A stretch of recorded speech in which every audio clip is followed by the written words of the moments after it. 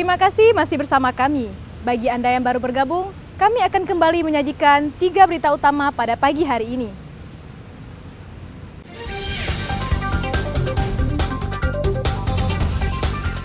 Kasus malaria Anopheles falciparum mulai merebak selama 2 bulan terakhir di 4 kecamatan Kabupaten Aceh Singkil.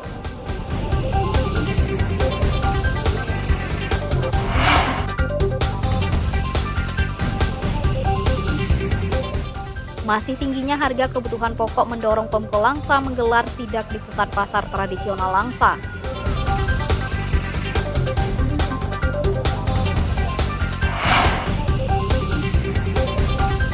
Peringatan Hari Lansia Nasional dimeriahkan dengan penyerahan bantuan untuk kaum duafa dan pengobatan massal gratis.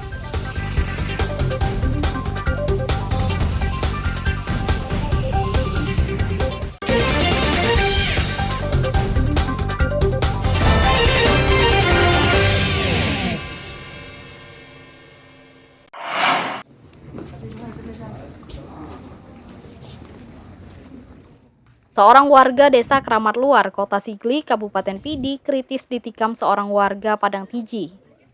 Rian, 26 tahun, harus dirujuk ke Rumah Sakit Zainal Abidin, Banda Aceh karena luka serius.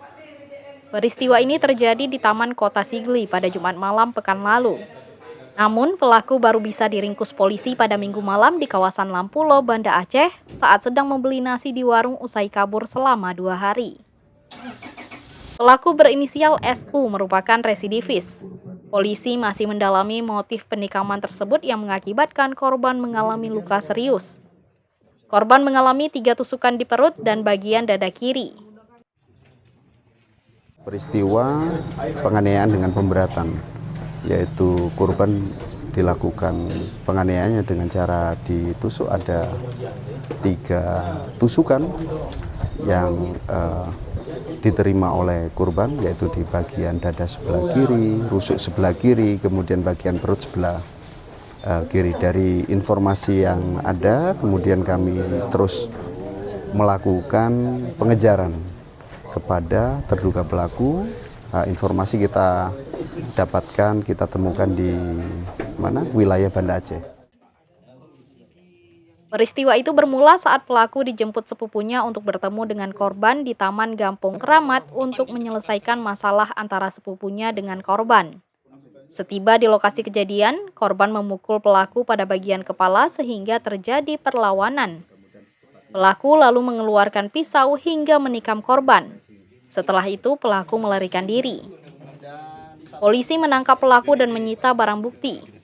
Akibat perbuatannya, pelaku dijerat pasal 351 ayat 2 KUHP tentang penganiayaan dan pemberatan dengan ancaman hukuman penjara 8 tahun. Tim Liputan melaporkan dari Kabupaten Pidi.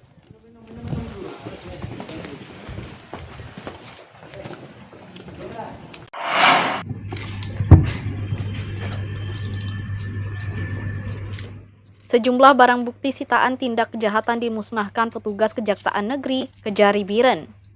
Barang bukti perkara tindak pidana umum dan narkotika dan tindak pidana dimusnahkan setelah perkaranya telah mendapatkan putusan tetap ataupun ingkrah.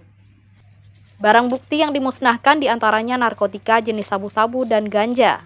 Selain ini, 21 telepon genggam dan alat isap sabu-sabu juga dimusnahkan.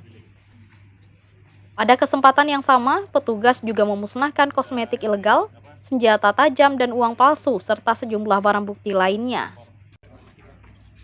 Laksanakan tadi pemusnahan barang bukti yang telah berkekuatan hukum tetap. Ini kita laksanakan guna menghindari mungkin perbuatan dari oknum-oknum yang tidak bertanggung sehingga memberikan nama baik institusi. Jadi adapun hari ini yang kita musnahkan ada beberapa berasal dari beberapa tindak umum, ada yang dari narkotika, itu berupa yang pertama sabu sekitar 1,6 kilo, dari ganja ada 100 batang dan 10 gram ganja, dan tindak pidana umumnya ada seperti HP, karpet dan lain-lain. Barang bukti dimusnahkan dengan cara dibakar dan dihancurkan sehingga tidak dapat dipergunakan lagi. Sejumlah barang bukti yang dimusnahkan merupakan hasil rekapitulasi barang bukti perkara pidana umum sejak bulan Oktober 2023 hingga Maret 2024. Tim Liputan melaporkan dari Biren.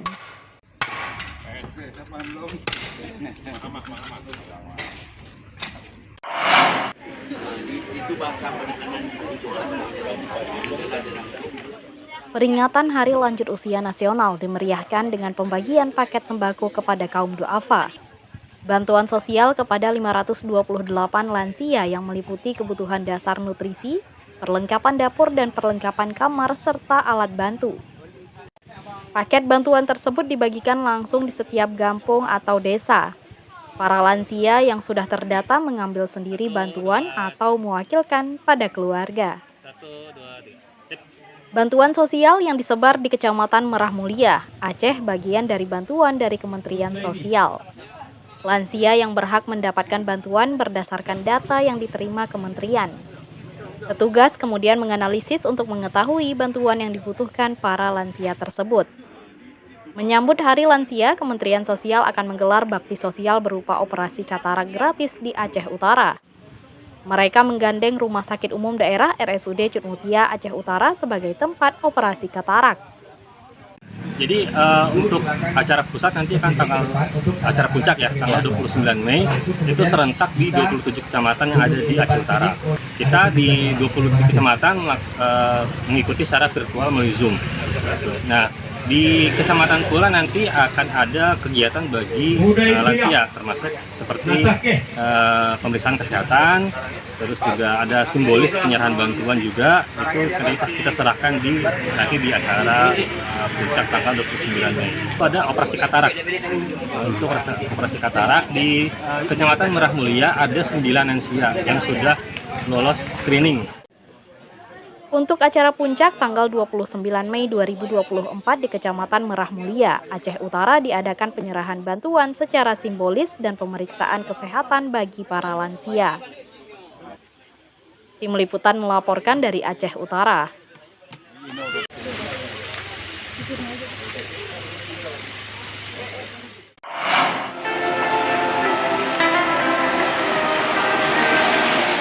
Warga Kedebing, Kecamatan Loenga, Aceh Besar mengandalkan kerajinan rotan sebagai penopang perekonomian keluarga. Usaha ini berjejer di sepanjang jalan lintas barat Sumatera, sehingga mengundang penasaran pengendara dan pelintas. Pengendara dimanjakan dengan berbagai bentuk dan seni anyaman rotan. Usaha turun-temurun tetap bertahan terhadap gempuran kerajinan impor di pasaran. Beragam kerajinan tangan berbahan rotan menghiasi kios di jalan menuju kawasan wisata Pantai Loenga. Kerajinan rotan berupa tudung saji, tas, kursi, meja, hingga penutup lampu sampai cermin bisa diperoleh di kios UMKM Kedebing ini. Harga kerajinan rotan bervariasi dari Rp5.000 sampai puluhan juta rupiah per buah, tergantung kerumitan pembuatan dan jenisnya. Sementara omset penjualan pada hari biasa berkisar ratusan ribu rupiah. Jika lebaran, bisa mencapai jutaan rupiah per hari. Kerajinan rotan warga Kedebing sudah merambah pasar kota besar di Indonesia seperti Jakarta dan Palembang. Kalau dari kita tuh kebanyakan kalau belanja walaupun kita nggak ke sana itu orang Malaysia. Nah, target pertama juga orang Jakarta dan Medan yang kebanyakan juga dari provinsi lain. Tapi kalau untuk pengiriman karena ukuran barang-barang kita ini kan lumayan juga besar. Ya, sampai Jakarta, Medan, Palembang untuk porsi-porsinya. Aminah menekuni usaha kerajinan rotan pada tahun 2013. Usaha tersebut merupakan peninggalan orang tuanya yang mulai berkiprah sejak tahun 1990 silam. Tim Liputan melaporkan dari Aceh Besar.